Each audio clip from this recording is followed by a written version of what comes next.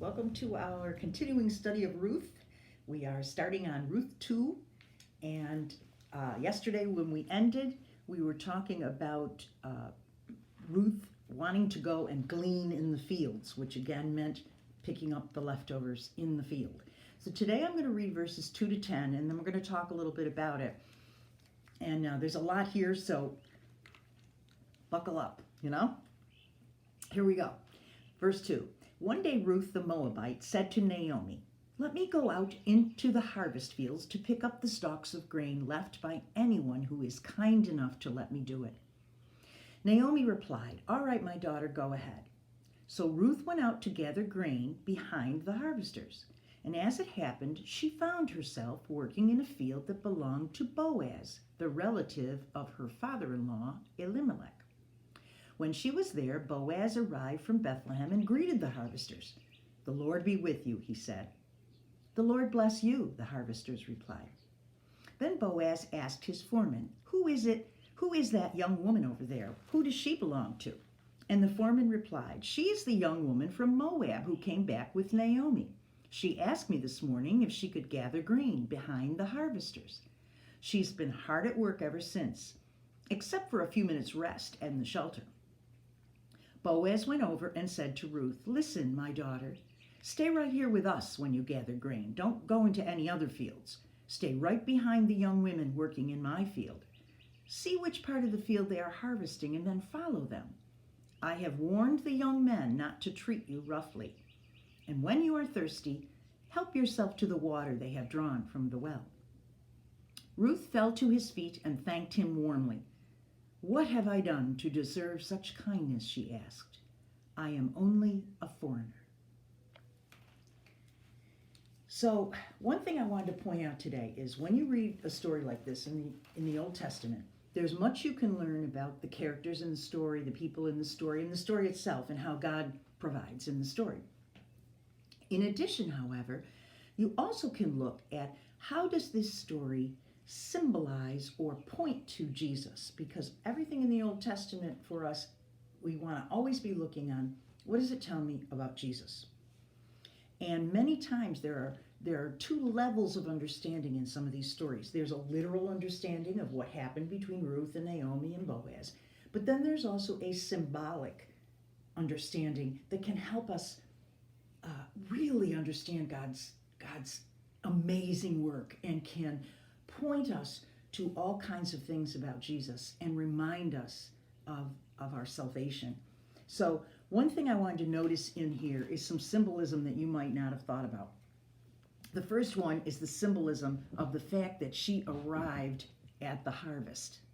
The harvest is often referred to, Jesus often refers to it as part of salvation. And you notice in Matthew 9, I'm going to look that verse up right now. I should have had it written up ahead of time, but I didn't. So in Matthew 9, Jesus is talking to his disciples, and this is verse 36. He says to them, when he saw the crowds, he had compassion on them because they were confused and helpless like sheep without a shepherd. And he said to his disciples, "The harvest is great, but the workers are few. So pray to the Lord who is in charge of the harvest and ask him to send more workers into the field." So Jesus uses the symbol of the harvest as salvation.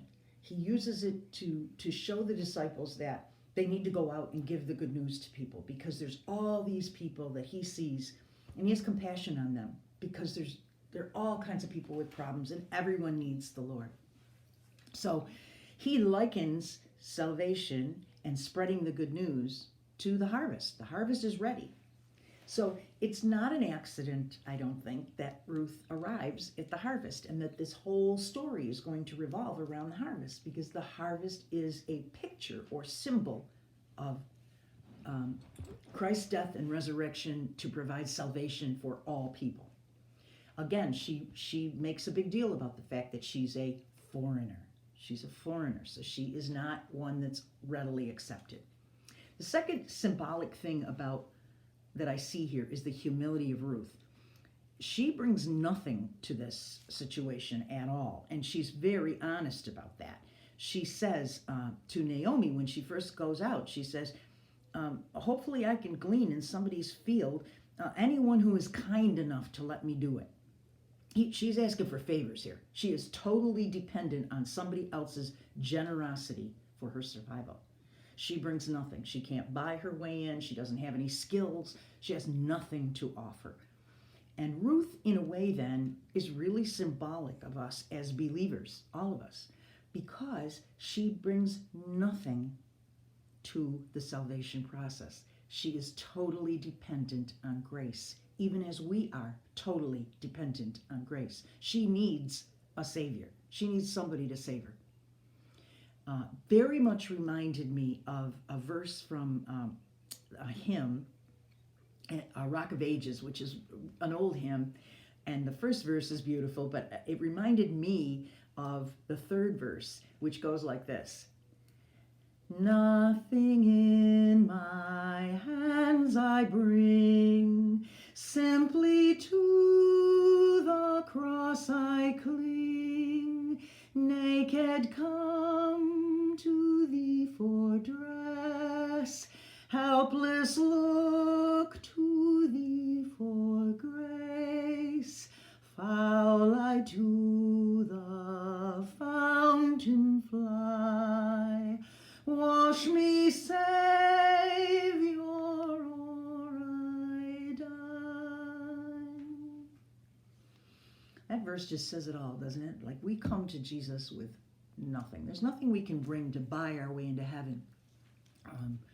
When the harvest comes, it's going to be totally us saying, I believe in Jesus. His grace saves me.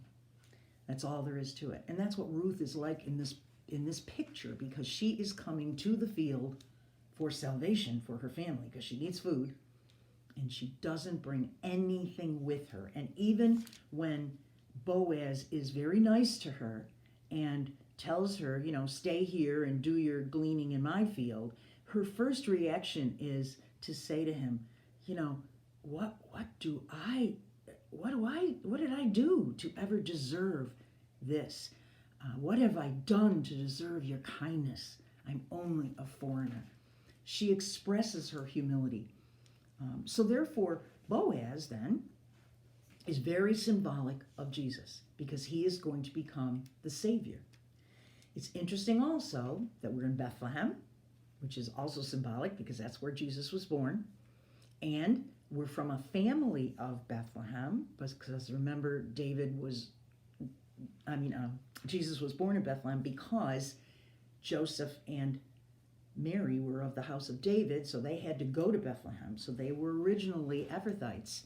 So they had to go back to Bethlehem for the census. So they were in this family that we're talking about here. So we realize that Bethlehem is very symbolic as well, because Boaz is in Bethlehem, even as Jesus was. And Boaz is going to be a savior of Ruth, even as Jesus is a savior for us. And also, Jesus is a kinsman. Remember, he's related. This is family. And that's what happens when Jesus saves us, is we become part of his family. We become Ephrathites, We become part and parcel with him. So that is a fourth symbol, is really, the harvest, the humility, Ruth herself, and Boaz. They're all pictures. They're all arrows pointing to Jesus. The other thing that Boaz offers Ruth that Jesus offers us is protection. You notice the very first things he says to her is, stay right here when you gather grain. Don't go in any other fields. Okay, he wants her to stay there because he knows he can protect her there. You think about it. She's young, she's unmarried, she's probably beautiful, and she's a foreigner. So she is at risk. People could take advantage of her very, very easily. Men could come along and say, hey, she's just a foreigner, she's by herself, she's got no man. A lot of people could take advantage of her. So he says, no, stay here. I will protect you if you stay right here on my fields. Stay right behind the young women in my field. So he wants her to stay with a group. She's a loner. She's a foreigner. Nobody knows her. He's saying, hey, you women, you let her glean alongside you. That's another form of protection for her. See which part of the field they're harvesting and follow them. I have warned the young men not to treat you roughly. So that's a third way he protects her, is he says, I told all the guys around here, hey, hands off this one, okay? So he's obviously attracted to her. He knows she's with Naomi, who's his relative, and he is making some definite plans here to protect her. The fourth way he protects her is he says, when you are thirsty, help yourself to the water they have drawn from the well. Again, doesn't this point to the woman at the well, where Jesus says, I am the living water? And Boaz, just like this picture and symbolic representation of Jesus, offers her water, because that will protect her. It'll protect her from dehydration and from becoming sick when she's gleaning there in the fields, because she's out in the hot sun. He doesn't take her out of the field. Okay, he doesn't say you don't have to work. And a lot of times that's what we notice about our difficulties. The Lord doesn't take us out of our difficulties. He sees them, sees us through them. He is with us every step of the way. He helps us learn from them. He comforts us. He teaches us. He harbors us in a net of safety, but he doesn't always take us out of the situation. And that's kind of where we are right now. We're in a situation, and we just have to pray for God to continually bless our healthcare workers and our people who are staying at home and our families, and ask God to show us the good that he's going to bring out of this, and to do what Boaz did, to protect us and save us. That is Jesus' job, even as it was Boaz's job to do with Ruth. So whenever you're in the Old Testament, again, be looking for everything you can learn from the people's stories, but then also, is there anything here that reminds me of Jesus, that points to the Messiah, that shows me the great salvation that God has prepared for each and every one of us? So thanks a lot. Have a great day. Enjoy. Bye-bye.